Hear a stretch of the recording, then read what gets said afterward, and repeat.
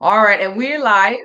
Good morning, good afternoon, good evening, depending on when and when you are watching this live. This is the voice and the face of Dr. Toluola Binto, CEO, founder of Living Spring Family Medical Center, here in the beautiful city of Mansfield, Texas, where we believe in helping our patients live long and well because we believe the quality of life is just as important as the quantity of life. I'm excited today, yet again, on this beautiful Thursday morning to discuss another health topic. And today's topic is going to be, Doc, I have a special needs child. How can I navigate his care? And I'm doing that with the one and only Dr. Violina Bhattacharyya. How are you, Doc? I'm good. Good morning. I'm so Good excited morning. to be here.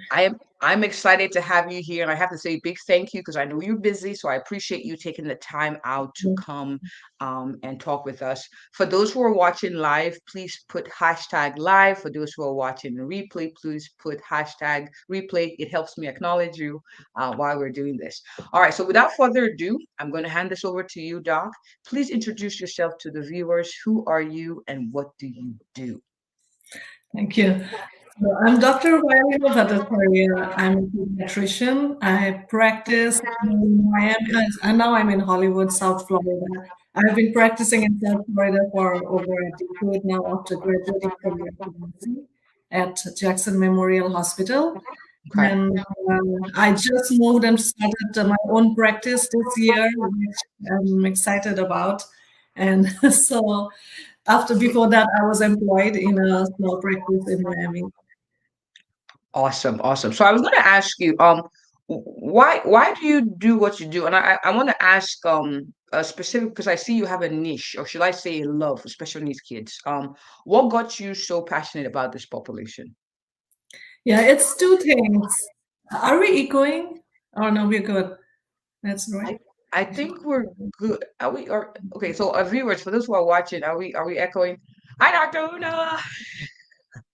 But I can hear you well. I don't hear any echo. Right. Yeah. So it's two things that dragged me into this. I never thought I would be like this would be a thing that I would love doing. It was first when I went into the practice that I was employed before. Almost all, I can say it's not an exaggeration, almost all of my kids had some special need. And also, it was from personal experience. My daughter, at some point, had a special need and need for therapies. And at that time, I realized how hard it was to navigate the system. Your child would get a diagnosis, and then you'd be like, okay, here are the list of specialists that you need to go to. And you schedule the appointment, the specialist sees you, and then the schedule is refer you to a therapist, to refer you to another person. And you have all this list of referrals. And even me being a physician, I was like, so who is going to hold my hand and tell me I'm doing it right? I mean, it was like so unnerving. First, you have something, a diagnosis that throws you off. You never plan. You have a baby and you have a vision. You're going to have this baby grow up, go to college. And then suddenly you have a different diagnosis that you need to cater to. And then you have all these people in your life that you have to navigate. And the healthcare system is not easy. So even me, was like, who's going to tell me I'm doing it right? So that's when it got into that. I learned from my own experience, and then with the special kids, like when you bring the parents in and people you ask them like how are things going? They're like, I don't know. We go to the therapist, they do this, that, and then they're going. And so I realized, you need to step in, and this is something I could help with, and I Mm. enjoyed. It went from there. Awesome, awesome. And I like how, your personal experience also helped you develop a love for this because you can also personally relate to some of the challenges that parents of special needs kids have. Dr. Una did say we have a little echo. I don't hear it. Um, I don't. Are you on speaker or using earphones? No, I don't see it. I'm You're speaker. using the you're on speaker. Okay.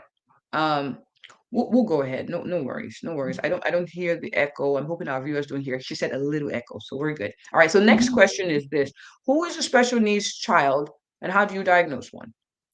So a child who needs an additional service, any kind of extra service that a child, any child needs, you would categorize that child as needs special service, addition to the typical physicals and sick visits.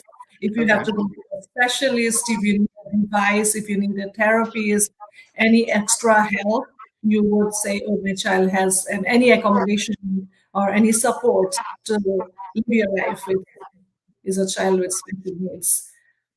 Okay. And how is a child diagnosed with special needs, and how early would you say can the diagnosis be made? Yes, so it becomes from right from the day you leave the hospital. You come with all your, well, it could be that the same day that you have go home with all the list of things that you need for Okay. special services. You might be diagnosed at that time, or it could be any time in your life, right up to you when you leave for high school. So anything can be diagnosed. You can like say ADHD. Some kids are diagnosed with ADHD even in high school, or so that's a different special needs. So it could be from any time in your life, any point, anything changes, and your child needs additional support. You can think that this is my child is a little special, different, and has a little challenge, and we need the support. So you go from there. Okay, so it can be any time during childhood and even sometimes into adulthood. Interesting. Mhm. That's good to note. Now, who can diagnose a child with special needs, and what happens after the diagnosis? So yes, the diagnosis usually I would say the pediatrician because we are the first line of meeting your child when after leaving the hospital. You don't get diagnosed with special needs at in the hospital. You're discharged. You are required. You are asked, and you should have a special pediatrician for your child, and that you have scheduled visits. And on those visits, the doctor usually screens you for different how you're developing, you're speaking, are you having any issues at home, if you have need any help. And during those visits, usually it's the pediatrician who picks up on any difference, any change in your development or your growth while you're growing. And then that's you get decide at that point whether we can do some additional support at home, like have a plan, do what we can at home, come back, or we just need it's at a point in your life where you need to go see a specialist or meet a therapist that can help you develop in the direction that you could, and you can live your life with your full potential. So that's why it's very important for parents to take their children in for their checkups, Mhm. because they check your developmental milestones. What are you able to do at certain age? 2 months, 4 months.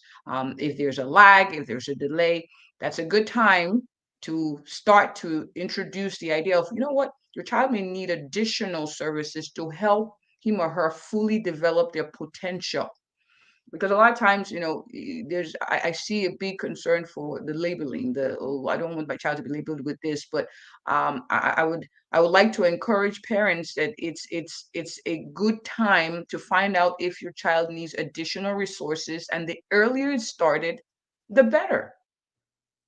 Do you agree, Doc? Yes, and this is a very important point that you bring up because when I say my own children, you don't want to go around telling people, you know what, I have a child with special. I mean, this is kind of a sensitive issue. It's a challenge. It's already it can be overwhelming depending on how much support you have. So this is a relationship. It's like any other private, like in the health, the issue with the doctor, which is like protected with protected health information. Right, right. You have a plan with your doctor. This is how much I want to reveal to the school. This is how we need. This is only how much we are going to tell anybody because and to help me with my child's additional care. We Mm, do not have to go writing all everywhere and telling people we do not need. We only tell people as much. We divulge only as much as is required to help your child get all the supports, all the services they need. And even this is a protected health information period. So it stays in your records, but it's like depending on which direction, it's a discussion between the parent and the doctor. So we of wow, course have to you understand. stressed a very important point. It's a partnership. You take into account what's important to the parent, what's important for the child, and you guys come up with a plan, a strategy, especially as the child is transitioning through school and whatever else. So I love that, because that's very important to making the parent feel at ease. So it's good to find a doctor who's able to work well with you, like Dr. Violina Bhattacharyya. If you want to fly all the way to Florida to see her, she's awesome that way. And so that's very important, because you want a doctor who will partner with you in the care of your child and take into consideration some of the concerns you have about privacy and exposure and diagnosis and all of that. Okay, but I would encourage parents to not allow that to be a hindrance to getting the care your child needs. That's very important. All right, doc, next question. So what happens after diagnosis? You said you send them off for referral. What happens after that? Yes, so now we have this, let's say we have this child with a diagnosis, which throws off the parents, right? So you need to take a deep breath, take a step back, re-evaluate things. And I want the families listening to this to know that it is not something they did wrong that made Mm, changes in their life. It's always, mm, every child mm, comes packaged. So you get the referral. So we have a plan with the doctor. When you have a lot of long list of referrals, so usually people don't know the insurance. Sometimes you call the insurance, the first thing I encourage my patients to do, because they assign a care coordinator to help you call these different services, because now this insurance has to find, you have to find this specialist who has that specific insurance. So when they have a care coordinator who can help you find the specialist in the network, it's easier for the parents. So you work together with the care coordinator. Always ask your families with special needs, with additional challenges, do you have a care coordinator? Call your insurance. mm, Sometimes, if you're lucky, you have a pediatrician that has a setup, which I eventually want to do myself as well. You mm. can work in the office, you can have a care coordinator who can actually help you schedule your appointment, help you keep reminders. So we starting a plan with the pediatrician of how to navigate this whole thing and how to come back, when to come back to your pediatrician with all the answers. We send you to the specialist and you go to the specialist. And it's not that our job is done. Also, we want the parents to know that when you go to the specialist, you need to know what the specialist told you. We want you to come back to us from the specialist and tell us, this is what I understood. And we get the reports from the specialist. We then go and sit together and go over it all over again to say, yeah, did you understand? Did you understand the plan? And this is, I am going to be your the go-to person where you come to, and we will discuss everywhere you go. You come to me, you tell me, and we keep track of all things, and we help you in this journey. You do not need to be alone. You do not need to feel overwhelmed or like stressed. Wow. So You mentioned a lot of things here that I want to highlight. Number one, you said asking for a care coordinator from your insurance. So you can actually call your insurance company and say, I would like to get a care coordinator to help coordinate or get help with access to the services that my child needs. That is mhm. very, very important, because we're teaching our parents to be able to advocate for their child's care and also build their team, Yeah. right? So that's awesome. And then you also talked about after the referral, you then have the follow up where you ask the parent, like, what did they say? Like, what was the feedback? What are next steps? And make sure that that is understood. Because we do see it a lot of times. We send Mhm. patients and they come back, well, they did stuff. What did they do? Well, I'm not sure. Mhm. And so coming back to your core, which is you, the pediatrician, it's very, very important to make sure that everything is understood as far as the game plan for the child. I love this, doc. This is great. Now here's my question. My next question to you, though.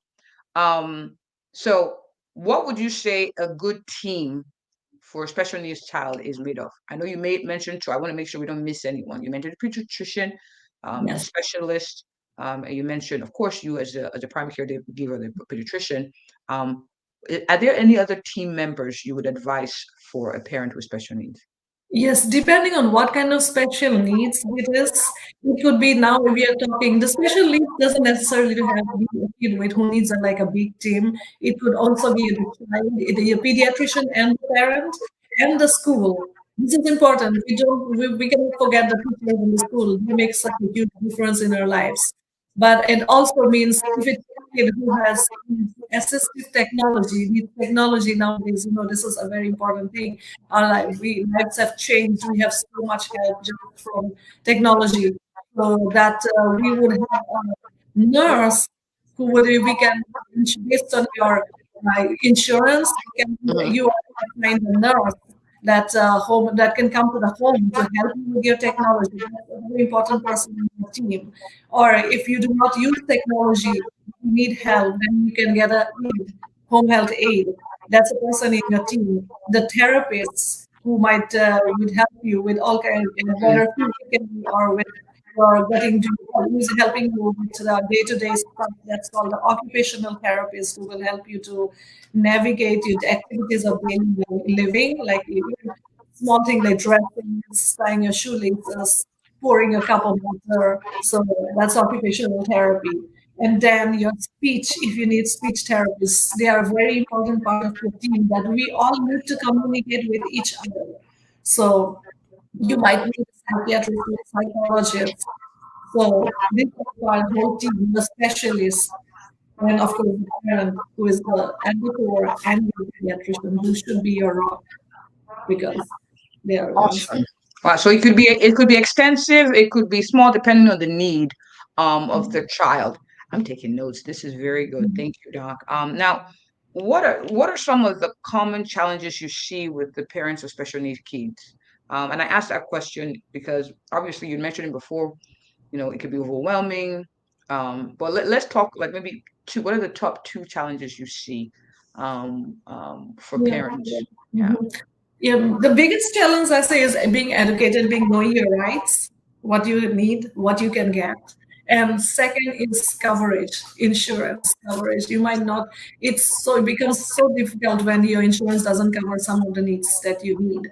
And then finding your community there will be resources of course, when one door is closed, there will be another door that opens.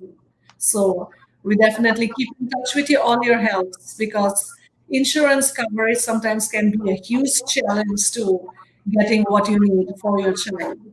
So that, and then yeah, those are the special things. And then of course there will be a whole lot of other things like natural disasters, COVID, and even in the Florida, the hurricanes.